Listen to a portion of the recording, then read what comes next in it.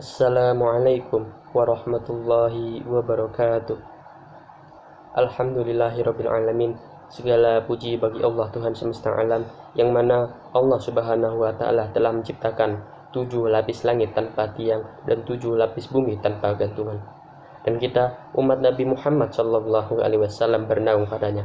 Kemudian salawat bermutiarakan salam tak jemu dan tak bosan-bosannya marilah kita berikan kepada baginda besar, baginda Nabi Allah Nabi Muhammad sallallahu alaihi wasallam, dengan mengucapkan kalimat Allahumma shalli wa sallim wa barik alaih.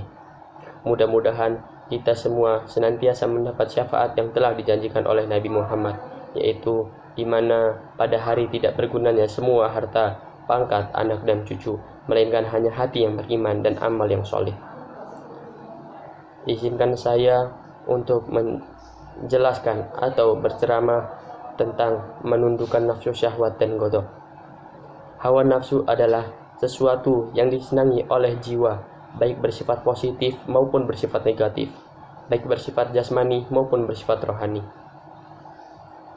Perbuatan baik ataupun buruk digerakkan oleh nafsu, yang artinya menjadi pusat komando segala kegiatan manusia, sekaligus sebagai alat penggerak yang menggerakkan segala tingkah lakunya manusia.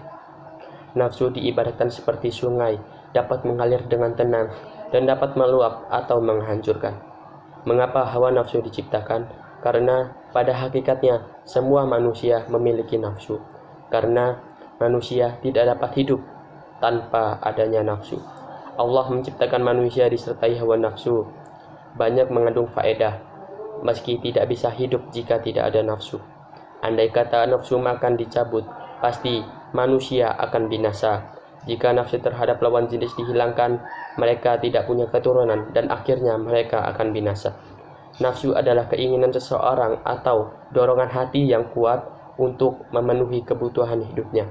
Nafsu dapat mengakibatkan bahaya yang sangat besar, yaitu nafsu akan mendorong manusia untuk berbuat jahat, melampiaskan syahwat, dan menentang ajaran agama, sebagaimana yang sudah dijelaskan di dalam firman Allah Quran Surah Yusuf ayat 53 yang berbunyi Bismillahirrahmanirrahim, wa ma ubari'u nafsi innan nafsa la'ammaratu bisu'i illa ma rahima rabbi inna rabbi ghafurur rahim.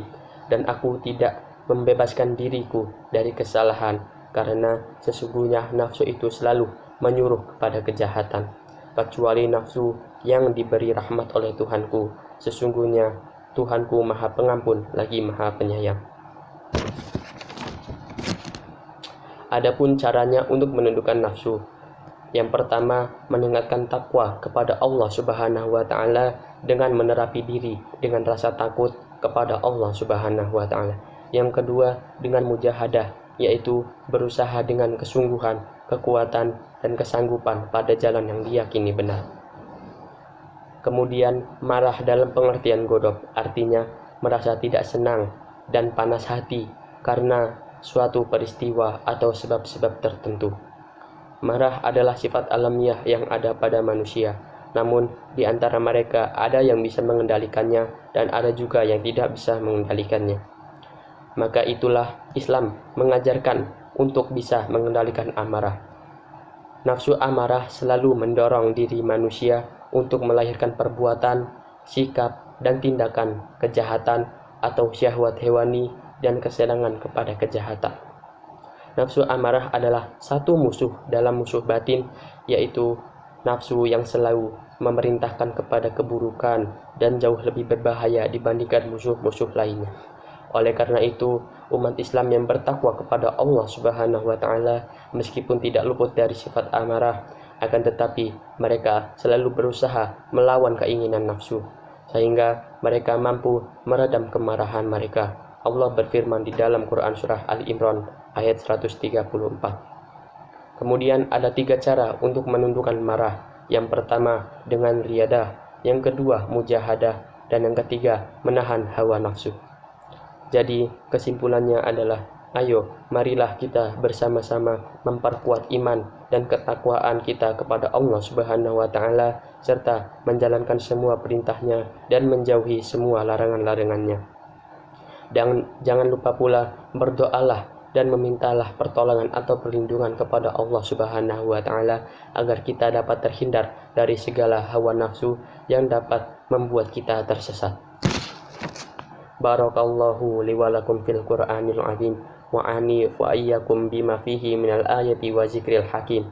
Aqulu qauli hadza wa astaghfirullahal azim li wa lakum wa lisairil muslimina wal muslimat wal mu'minina wal mu'minat fastaghfiruh innahu huwal ghafurur rahim. Wallahul muwaffiq ila aqwamit thariq. Wassalamu alaikum warahmatullahi wabarakatuh.